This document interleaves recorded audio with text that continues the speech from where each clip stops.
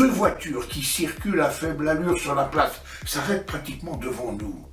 Un homme est débarqué, la gueule en sang, les yeux tuméfiés, soutenu par deux individus, sans quoi il s'écroulerait. Ce sont eux!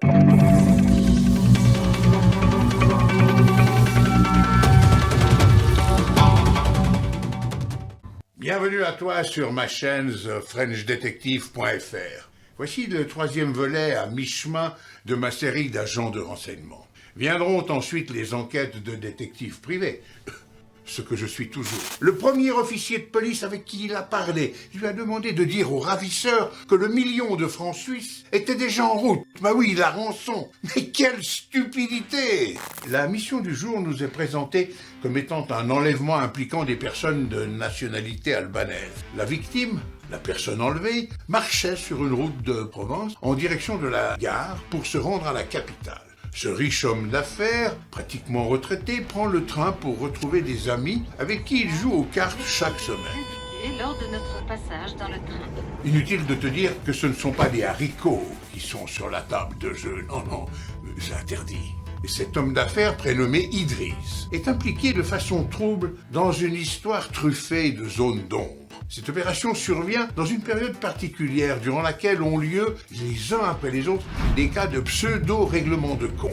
Des contacts entre truands qui cherchent à solder leurs dettes. Au moment où débute cette opération, il n'y a aucune certitude sur le fait que ce soit un vrai enlèvement. Certains pensent qu'il pourrait s'agir de deux groupes rivaux, dont l'un détient une dette à l'encontre de l'autre, et qu'ils ont imaginé un scénario des plus couillus pour que ce soit la police qui joue le rôle de coursier en leur remettant l'argent. Impossible de s'imaginer vers quel dénouement nous allons nous diriger. Retour en arrière. Idriss, l'homme d'affaires albanais, comme tous les mardis, quitte son domicile vers 10h pour rejoindre ses amis joueurs de cartes. Il arrive à la gare centrale, se rend dans un café proche, et c'est là que les parties de cartes hebdomadaires se déroulent.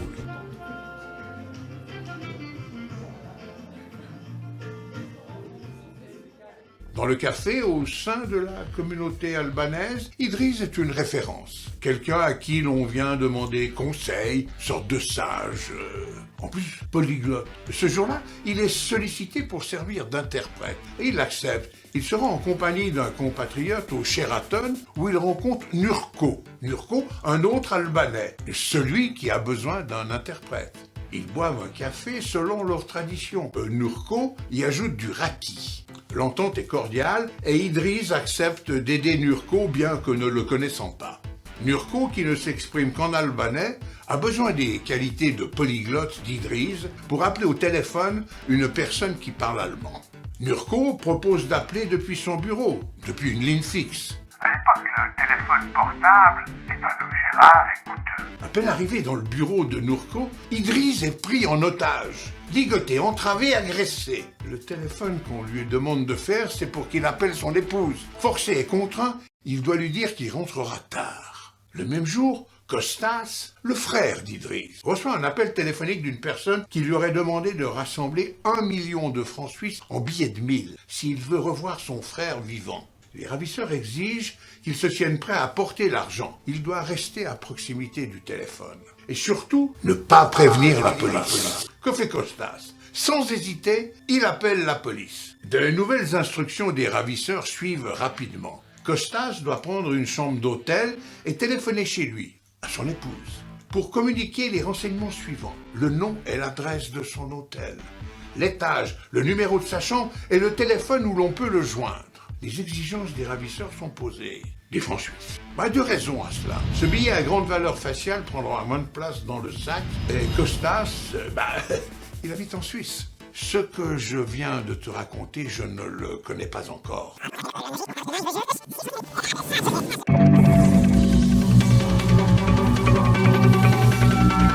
5h du mat, la sonnerie de mon téléphone me sort du lit. C'est le planton de service de mon unité. Caméléon, faut que tu te ramènes. Y'a quoi? On a encore un enlèvement. Encore? J'arrive. Mon sac est toujours prêt.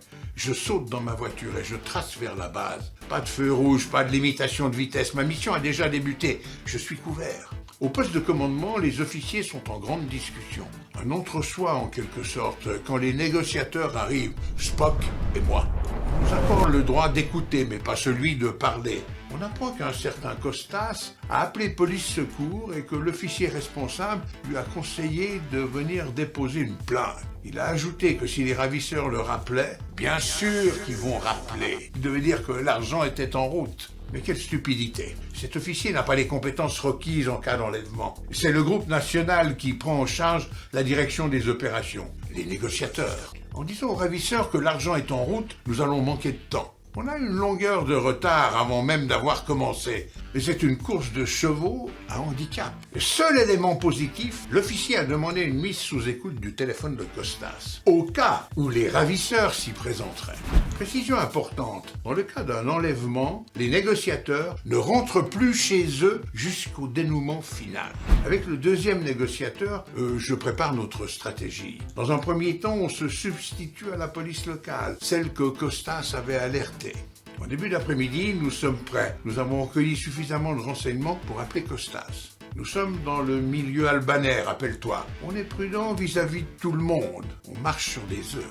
Mon collègue négociateur, Spock, parle l'allemand couramment. C'est lui qui appellera Costas à son domicile en Suisse. Pour ma part, je vais l'aider, le soutenir, le diriger parfois, lui souffler des solutions, lui transmettre les nouvelles informations reçues des équipes sur le terrain ou des ravisseurs. Je suis l'agent coordinateur qui travaille dans l'ombre. Spock appelle Costas. Dans un allemand élémentaire, Costas explique qu'en raison d'une infection, il doit se rendre régulièrement à l'hôpital, tous les jours. Il a l'élocution lente, le souffle court, mais on le comprend, coopère et nous sommes rapidement convaincus qu'il est de notre côté. Avec lui, la relation se transforme en coaching. Il nous confirme que l'officier qu'il a eu au téléphone lui a conseillé de dire au ravisseur que son coursier était parti avec l'argent. Le temps nous est compté. Il rapporte qu'il a eu de nombreux contacts avec les ravisseurs. Je suggère à mon collègue deux choses. Que lors du prochain contact avec les ravisseurs, Costas dise qu'il n'a pas encore eu de nouvelles de son coursier. Qu'il informe les ravisseurs de son coursier est parti avec ce qu'il avait de disponible, environ 15 000 francs suisses. Le gars, il a quand même 15 000 balles suisses dans le fond de ses poches, hein? Pas mal. Costas comprend notre stratégie et s'engage à la respecter. L'idée des 15 000 francs est de proposer volontairement une somme ridicule afin de pouvoir substituer le coursier de Costas par mon collègue, Spock. Problème d'autant plus facilement réglé que Costas n'a jamais eu de coursier. Il faut que Costas introduise Spock auprès des ravisseurs. On doit absolument reprendre la main. La solution retenue est le contact physique.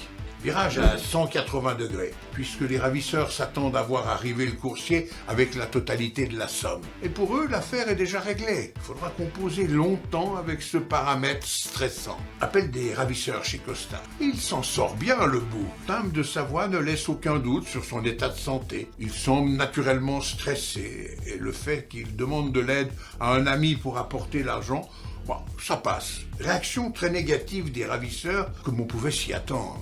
La somme apportée, c'est des peanuts quand tu dois 1 million. S'il savait que même les 15 000 francs, il n'y a pas. Costas reste concentré et exécute nos demandes à la lettre. Il dit qu'il a pris rendez-vous avec son banquier et qu'un ami, Camille, va leur amener le solde du compte et là, il y aura 1 million. Camille, tu l'as compris, c'est Spock. Dans notre scénario, Spock se rendra directement au lieu de rendez-vous, le Holiday Inn. Il aura l'argent, il retrouvera le premier coursier pour compléter la rançon.